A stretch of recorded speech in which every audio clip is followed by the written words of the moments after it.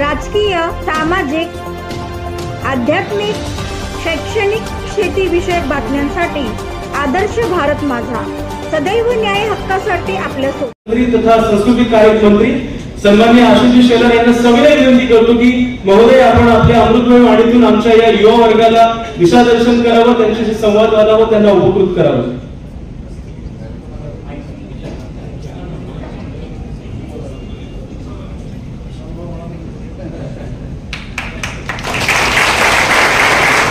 भारत माता की जय.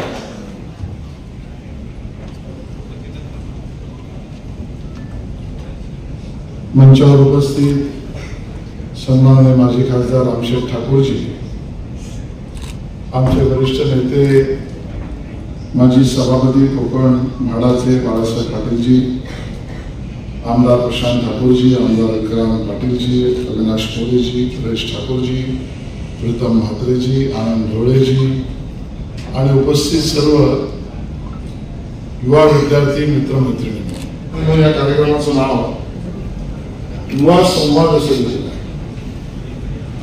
माझ्या अगोदरच्या वक्त्यांनी तुम्हा सगळ्यांसमोर मांडलंय की भारताचे पंतप्रधान माननीय नरेंद्र मोदीजी यांचा 17 तारखेला 75वा वाढदिवस झाला आणि त्या निमित्ताने विविध कार्यक्रम आम्ही पूर्ण देशभर, पूर्ण महाराष्ट्रभर करतो. हा कार्यक्रम सुरुवातीलाच मी सांगतो की आपली मतं मागण्यासाठी हा कार्यक्रम नाही. या कार्यक्रमामध्ये माझी इच्छा असली तरी तुम्ही सगळ्यांनी भारतीय जनता पक्षाचं सदस्य व्हा असं मी स्वतःहून म्हणणार नाही. तुम्ही झालात तर मला आवडेल. हा कार्यक्रम माझ्या कल्पनेत जो प्रशांत जे आहे तो आजच्या या रायगड जिल्ह्यातील, नवी मुंबईतील या परिसरात असलेल्या युवकाच्या मनात, तर आवाज कमी केला, हळूहळू वाढेल माझा आवाज, या युवकाच्या मनात नेमकं चाललंय काय.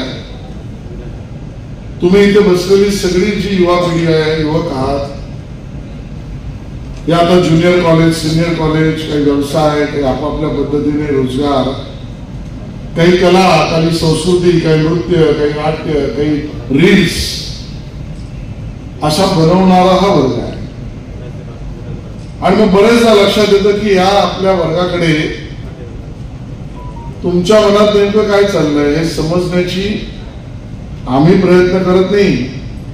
आणि तुम्ही जेव्हा घरात जाता तेव्हा घरातले तुम्हाला सांगतात की तुला काय समजतंय, मी सांगतो ते. आणि दोन्ही बाजूने ज्यांच्या शिरावर, ज्यांच्या डोक्यावर हा पूर्ण देश उद्याचा विकसित भारत बनणार आहे, त्या माझ्या युवा मित्र मैत्रिणींना नेमकं वाटतंय काय हे समजून घेण्यासाठी आजचा कार्यक्रम. आणि त्यामुळे मी जास्त वेळ न घेता 40-45 मिनिटातच हा कार्यक्रम संपवणार आहे. मला आनंद वाटेल जर तुम्ही जास्त बोललात आणि मी ऐकलं तर, नाहीतर माझं भाषण 1.5 तासाचं द्यायचं आणि त्यामुळे 45 मिनिटात संपवायचं असेल तर तुमच्यापैकी काही नाही बोलायला लागेल आणि तुमच्यापैकी कोणी बोललं नाही तर 1.5 तास मला बोलावं लागेल. पण बाजूला जाऊ दे, आपल्या या कम्युनिकेशन मधला लाइटर मोड. मला जस्ट विचारायचं की आपल्यापैकी किती लोकांनी वोटर्स एनरोलमेंट, स्वतःचं मतदार यादीत नाव नोंदवलं आहे? हात वर करा. मतदार यादीत नाव नोंदवलेलं आहे. काही लोकांनी अजून नोंदवलं, हरकत नाही. आपल्यापैकी किती लोकांनी मतदान केलंय? यावेळेला मतदान केलंय. म्हणजे मी जनरल इलेक्शन, कॉलेज इलेक्शन म्हणत नाही, नगरपालिका, लोकसभा, विधानसभा, ठीक आहे. पुढचा प्रश्न विचारणार नाही कोणाला केलंय ते, चिंता करू नका. आपल्यापैकी जरा विचार करून उत्तर द्या. किती मित्रांनी आणि मैत्रिणींनी मतदान करण्याआधी, जे मतदान केलं त्यांनाच विचारतो मी, एखाद्या पक्षाचा ज्याला वोट द्यायचं की नाही द्यायचं हे ठरवण्यासाठी त्या पक्षाचा विचारधारा, अजेंडा किंवा कार्यक्रम वाचला, अजेंडा वाचलाय, कार्यक्रम वाचलाय, विचारधारा वाचली आहे, कळली आहे, ऑनलाईन तर ऑनलाईन, असं वाचलंय आणि मग मतदान केलं असे किती लोक आहेत? 1 जण आहे, 2 जण आहे, 3, ठीक आहे, हरकत नाही, 4, एक उशिरा जरा लक्षात आलं. आपल्यापैकी मतदान केलेल्यापैकी किती लोकांनी फक्त उमेदवाराला बघितलं आणि मतदान केलं? हा उमेदवार ठीक म्हणून उमेदवारासाठी मतदान केलं, हात वर करा. थोडे जास्त आहे म्हणजे उरलेल्याने आई बाबांनी सांगितलं, मित्रांनी सांगितलं तसं केलेलं आहे. बरोबर आहे? नेमकं हेच लोकशाही लागत आहे. मित्रांनो, आपण या प्रश्न आपल्याला विचारला तो केवळ ह्यासाठी हे तुम्ही समजून घेतलं पाहिजे की आपला देश, तर आपापसात नका बोलू प्लीज, आपला देश जो आहे तो 140 कोटीच्या वर लोकसंख्येचा देश आहे. आणि हे पण आपण समजून घेतलं पाहिजे की 140 कोटी 100 कोटीच्या वर लोकसंख्या असलेला चीन सोडून या जगात दुसरा कुठला देश नाही. खरं तर असंही सांगायला पाहिजे की आपण ज्या महाराष्ट्रात राहतोय ना, त्या महाराष्ट्राच्या क्षेत्रफळा एवढा युरोपातले बरेचसे देश पण नाही. आणि म्हणून ज्या देशामध्ये 100 कोटीच्या वर 140 कोटीच्या वर इतका व्यापलेला, कुठे काश्मीर, कुठे खाली तामिळनाडूला कन्याकुमारी, कुठे हिल आहे, कुठे बर्फ आहे, कुठे रेगिस्तान आहे, कुठे समुद्र आहे, कुठे नदी वाहते, कुठे पाणीच नाही, असा विविधतेने नटलेला आहे देशामध्ये जगातली सगळ्यात एकमेव लोकशाही डेमोक्रेसी कुठे असेल तर ती आपल्या भारतामध्ये आहे, हे आपल्याला दरम्यान. आणि तुम्हाला दाव्याने सांगतोय, मी IT मिनिस्टर पण आहे, मी सगळं कल्चर मिनिस्टर बद्दल सांगितलं, बट मी IT मिनिस्टर पण आहे, त्यामुळे जगभरातल्या लोकांना भेटतो, बोलतो, त्या जगातल्या देशात जातो. जगाचं ना कुतूहल आहे भारताकडे, संपूर्ण जग कुतूहलाने भारताकडे बघतात की या देशात लोकशाही कशी.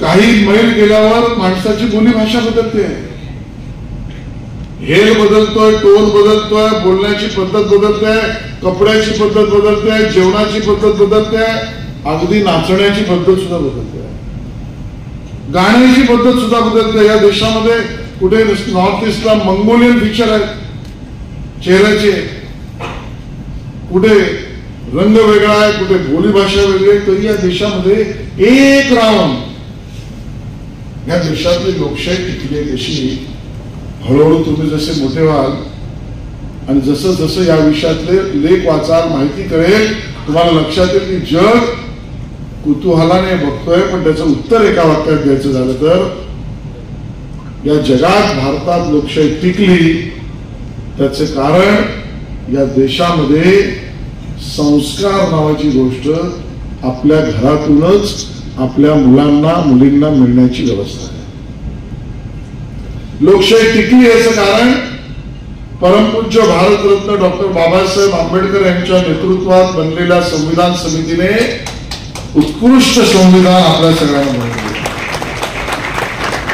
आता मी हा प्रश्न विचारतोय, आपल्यापैकी किती लोकांनी संविधान बघितलंय? हा प्रकार संविधान बघितलंय, वाचले नाही म्हणत, बघितलं तरी आहे. वाचलंय असे किती लोक आहेत? बरं सोडा, संविधानाचं प्रिएम्बल जे आहे, प्रिएम्बल ते तरी एका पानाचं वाचलं असे किती लोक आहेत? मित्रांनो, मला एका गोष्टीचं बरं वाटतंय की तुम्ही प्रामाणिकतेने उत्तर देता. ठीक आहे, आपल्याला हे समजून घ्यावं लागेल, चीनमध्ये डेमोक्रेसी नाही, अन्य देशामध्ये डेमोक्रेसी ही किंग किंवा क्वीन ड्रिवन आहे. आपल्याकडे बाबासाहेबांच्या संविधानाने अशी व्यवस्था केली की जो अब्जोपती आहे त्यालाही 1 वोट आणि जो झोपडीत राहतो त्याला पण 1 वोट, जो वयाचे 18 वर्ष पूर्ण केलं त्यालाही 1 वोट आणि जो वयाच्या 75 आहे त्याला सुद्धा 1 वोट. आणि समानता, समान संधी आणि समान न्यायिक व्यवस्था असं जगामध्ये एकमेव संविधान आहे ते आपल्या भारताचं संविधान आहे. आणि म्हणून माझी तुम्हाला विनंती राहील की तुम्ही वेळोवेळी कसं शक्य असेल तर गुगलवर कुठल्याही आपल्या प्लॅटफॉर्मवर संविधानाचं प्रिएम्बल तरी वाचा. मी तुम्हाला सांगतो 2006-07 मी अमेरिकेला गेलो होतो आणि अमेरिकेमध्ये तिकडच्या सरकारने व्यवस्था केली आहे की जगभरातले जे त्यांना वाटतात प्रॉस्पेक्टिव्ह युवा नेतृत्व जे आहे त्या सगळ्यांना ते आपला अमेरिका देश दाखवायला बोलवतात आणि त्याच्या कार्यक्रमाचं नाव दिलंय इंटरनॅशनल व्हिजिटर्स लीडरशिप प्रोग्राम. आणि जगभरातल्या युवक नेतृत्वाला ते स्पॉन्सरशिप देतात, त्यांच्या जाण्या येण्याचा खर्च देतात, राहण्याचा खर्च देतात, इतकंच काय स्टायपंड पण देतात. खरं तर जगातल्या उद्या होऊ घातलेल्या नेतृत्वाला आजपासूनच पकडायचा ते प्रयत्न करतात. तो भाग जाऊ द्या. या टूरवर जेव्हा मला बोलवलं गेलं होतं, मी गेलो होतो त्यावेळेला सियाटल मध्ये एका नॉन प्रॉफिट ऑर्गनायझेशनशी आमची भेट झाली आणि त्या नॉन प्रॉफिट ऑर्गनायझेशनचं काम काय होतं माहितीये? केवळ एकच काम होतं, try to love your constitution. प्रयत्न करा आणि आपल्या संविधानावर प्रेम करा. आणि त्यातून त्यांनी एक मोठी मुवमेंट सुरू केली. भारतासारख्या देशामध्ये तुमच्या माझ्या विविधतेने नटलेल्या देशामध्ये संविधान आणि संविधानाचे अधिकार याच्याबद्दल आपल्याला लक्षात आलं नाही तर गडबड होऊ शकते, ती होऊ नये, होणारच नाही. यासाठी संविधानाचं महत्व लक्षात घ्या. माझा पुढचा सवाल खूप छोटा आहे. नरेंद्र मोदीजींचं भाषण एक तरी ऐकलंय ऑनलाईन, टीव्ही, रेडिओ, मन की बात, अजून कशात तरी. असं मन की बात ते भाषण काही एक ऐकलंय अशा लोकांनी हात वर करा. नरेंद्र मोदीजींचं भाषण ऐकलं, हरकत नाही, अर्ध्या सभागृहाने ऐकलं काय? प्रशांत ठाकूरचं भाषण ऐकलं किती लोकांनी हात वर करा. प्रशांत तुझं काही खरं नाही, तुमच्या हातात. मोदीजींनी विजन 2047 2047 हे एक विजन मांडलेलं आहे की ज्या वेळेला भारत हा 100 वर्ष पूर्ण करेल. कारण 47 ला आपण स्वतंत्र झालो. 1947 ते 2000 किती 100 वर्षाच्या वेळेला पूर्ण होईल ना, तेव्हा आपला देश हा विकसित राष्ट्र असला पाहिजे. म्हणजे काय? नागरिक शास्त्रात आपण शिकलोय 3 पद्धतीचे देश असतात.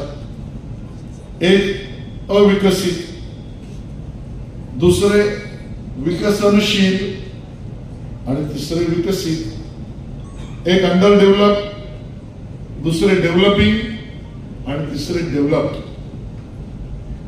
आपल्याला 60 वर्षाच्या वर काळ गेला, 75 वर्ष झाली, अजूनही आपण विकसित डेव्हलप नेशन झालेलं नाही. आणि मग होतंय काय माहितीये का? हे जे युनो वगैरे जे असतात ना, युनायटेड नेशन्सच्या सगळ्या मीटिंग्स, त्यात विकसित देश अप्रत्यक्षरित्या स्वतःचा दबाव गट निर्माण करून त्यांना जे पाहिजे ते जगाला नियम सांगायला लागतात. हे सगळे सांगितलेले नियम त्या त्या देशाला फायद्याचे असतीलच असं नाहीये. पण आम्ही विकसित आहोत, तुम्ही जरा थोडे सबस्टँडर्ड आहात, विकसनशील आहात, तुम्ही अजून खालचे आहात, अविकसित आहात.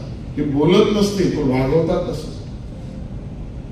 आणि म्हणून एक विजन आपण ठरवलंय, हे तुमच्या जीवावर ठरवलंय, ते म्हणजे भारत 100 वर्ष पूर्ण करेल त्यावेळेला अविकसित नाही, विकसनशील नाही, हा विकसित भारत होईल. हे सुद्धा आणि म्हणून विकसित भारत व्हायचा असेल तर या 30-40 मिनिटाचा विषय मांडता नाही येणार. पण काय काय पॅरामीटर असू शकते?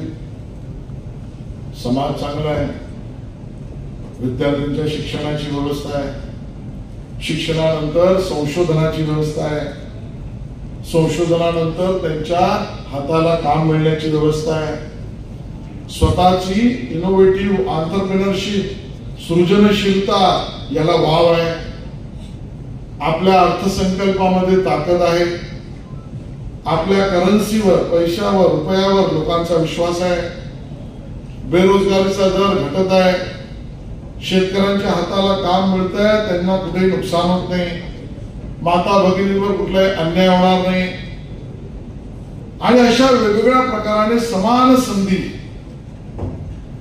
हे विकसित देशाची पॅरामीटर्स आहेत. मला हा कार्यक्रम रायगडमध्ये किंवा ह्या ठिकाणी का घ्यावा लागला रामशेठ ठाकूरजी, याचं कारण तुम्ही समजून घ्या, कारण तुम्ही इथे राहणार आहात. उद्याच्या महाराष्ट्राचं सर्वात महत्वाचं केंद्र, मी तर म्हणेन केवळ महाराष्ट्राचं नाही, उद्याच्या भारताचं सगळ्यात महत्वाचं केंद्र हे आपला रायगड जिल्हा आणि हा परिसर. आणि या काळात माझे युवक मित्रमैत्रिणी जर तयारच नसतील तर काय होईल? एवढं मोठं एअरपोर्ट येणार आहे, आता तर सुरू आहे. जगातली मोठी सॅटेलाइट सिटी येणार आहे, जगातला भारतातली मोठी मेड सिटी, मेडिकल सिटी, भारतातली मोठी एज्युकेशन सिटी, भारतातली सगळ्यात मोठी स्पोर्ट्स सिटी, या ठिकाणी मोठी स्टेडियम्स बनणार आहे, डोम बनणार आहे, रिक्रिएशन टू रिहॅबिलिटेशन सगळंच रायगड जिल्ह्यामध्ये बनणार आहे. आणि मग तुमची पिढी आणि तुमच्या पुढची पिढी या सगळ्याचं जर बेनिफिट तुम्ही नाही आता अट्रॅक्ट करू शकलात तर पुन्हा तोच विषय येईल, आम्ही इथे राहिलो आणि कोणीतरी येऊन फायदा घेतला. आणि म्हणून तुमची मनस्थिती तयार झाली पाहिजे, यासाठी तुम्हाला कळलं पाहिजे आजच्या युवा समाजाचा आज कार्यक्रम आहे. विकसित भारत करायचा आहे तर तो इतक्या 140 कोटीच्या देशामध्ये केवळ भ्रमण करायचं झालं तर कित्येक वर्ष लागतील. इतका आगळबंब आपला देश खूप मोठा आहे. आणि म्हणून मोदीजींनी सरकारने टप्प्याटप्प्याने कामं केली. मी सगळी कामं सांगू शकणार नाही वेळेची कमी आहे, पण मी तुम्हाला काही महत्वाची सांगतो. तुम्हाला याची कल्पना आहे की नाही मला माहित नाही, पण या देशामध्ये 2014 पूर्वी बिफोर 2014 आपल्यापैकी किती लोकांकडे क्रेडिट कार्ड आहे? जर हात वर करा. Credit card, debit card, credit card, debit card किंवा क्रेडिट कार्ड 50% लोकांकडे. पण 2014 पूर्वी या देशाच्या माता भगिनी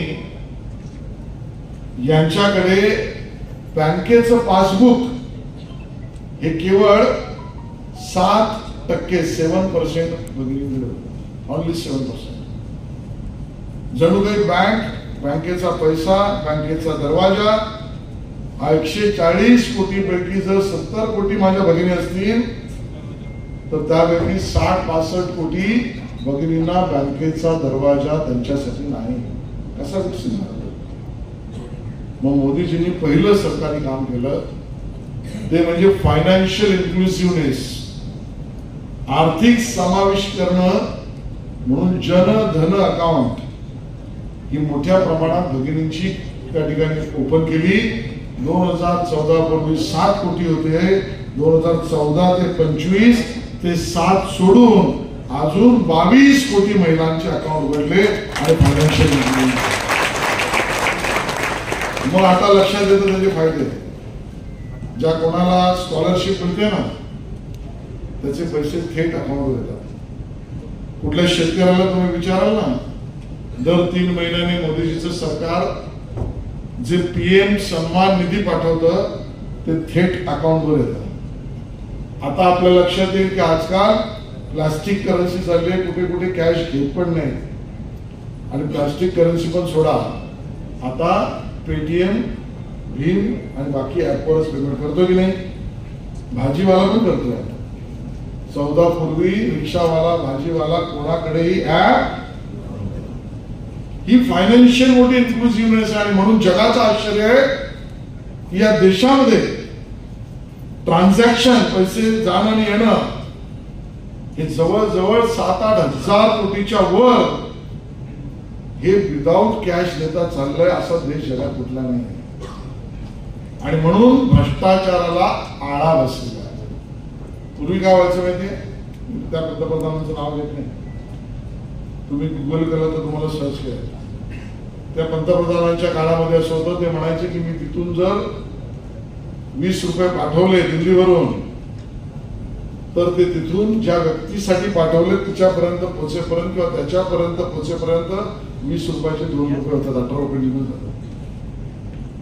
कारण या प्रोसेसमध्ये जे अधिकारी काम करतात तिकडे तिकडे त्या पैशातलं करप्शनने पैसे कमी होतात. ही स्थिती त्यावेळेला होती.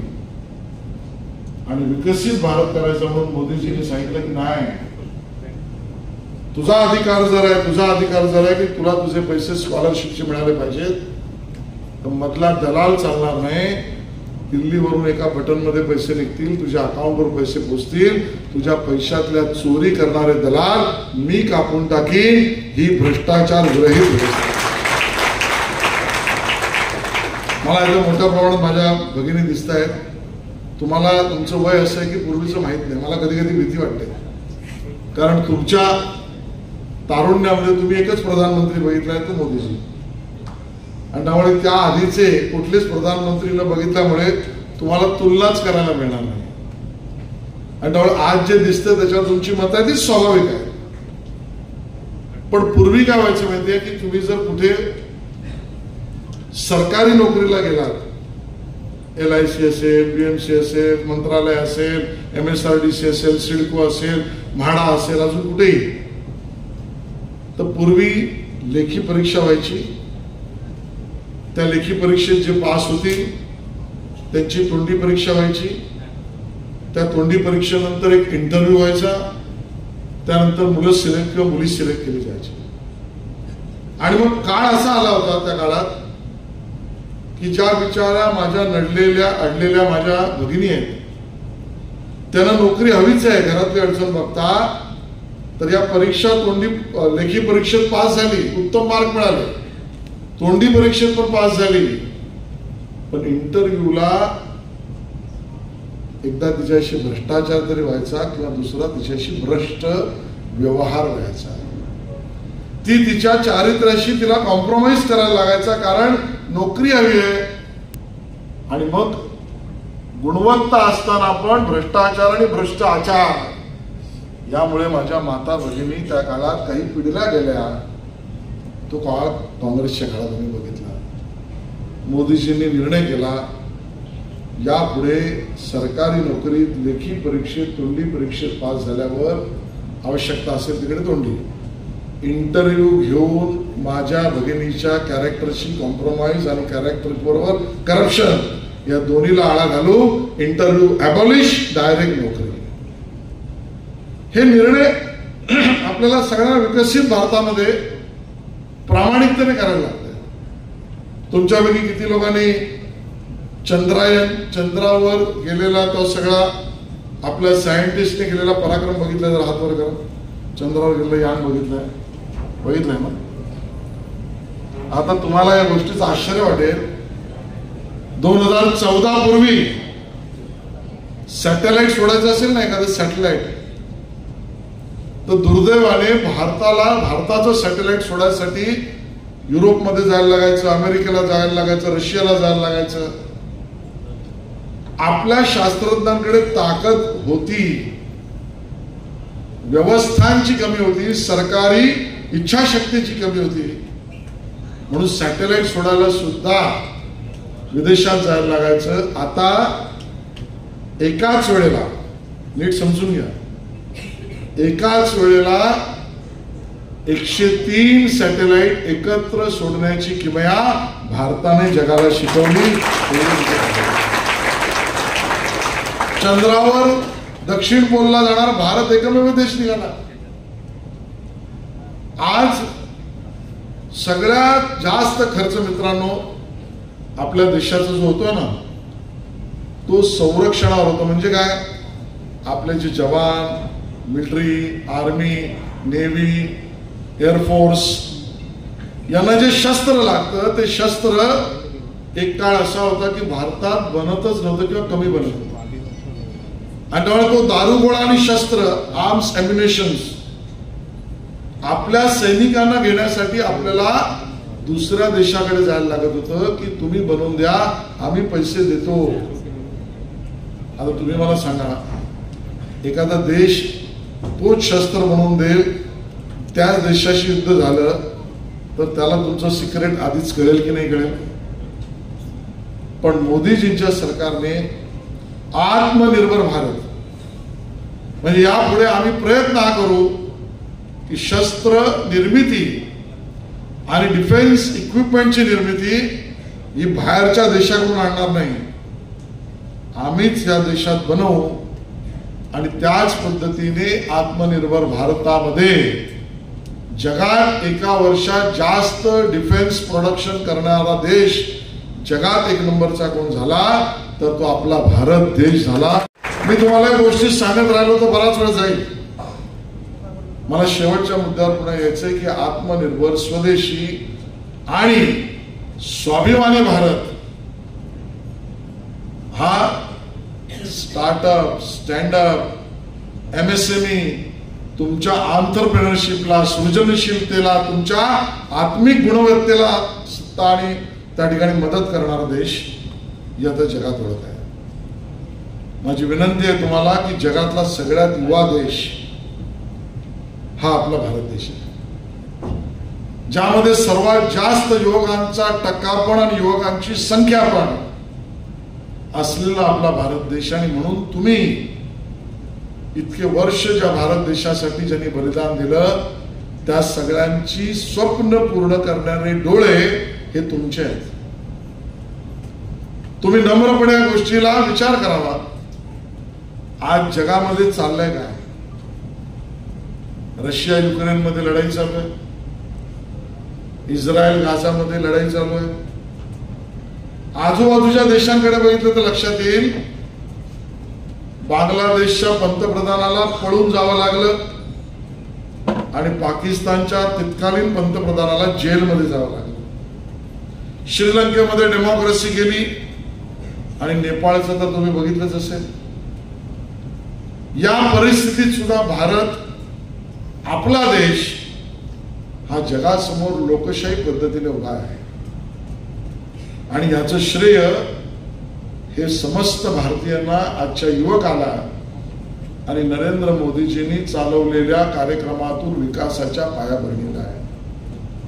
मला माहित नाही आपल्यापैकी किती लोकांनी या 2 गोष्टींचा अभ्यास केला आहे. मंचावरच्या लोकांनाही माझी विनंती आहे, गेल्या महिन्याभरात 2 घटना घडल्या. या दोन्ही घटना आपल्याला डोळे उघडून बघायला लावणार आहेत. एक घटना नेपाळमध्ये घडली, दुसरी घटना एक देश आहे अल्बेनिया, त्या अल्बेनिया देशात घडली आहे. अल्बेनियाचा देश जो आहे तो महाराष्ट्रापेक्षा छोटा आहे, लोकसंख्या मुंबईपेक्षा कमी आहे. पण डोळे उघडून बघायला लागणारी घटना म्हणजे त्या देशातल्या नागरिकांनी असा निर्णय केला, त्या कॅबिनेटने असा निर्णय केला की आम्हाला आता सुटसुटीत, सरळ, भ्रष्टाचार विरहित, पारदर्शक, सहजतेने काम करणारी कार्यपद्धती आणि नेतृत्व हवं.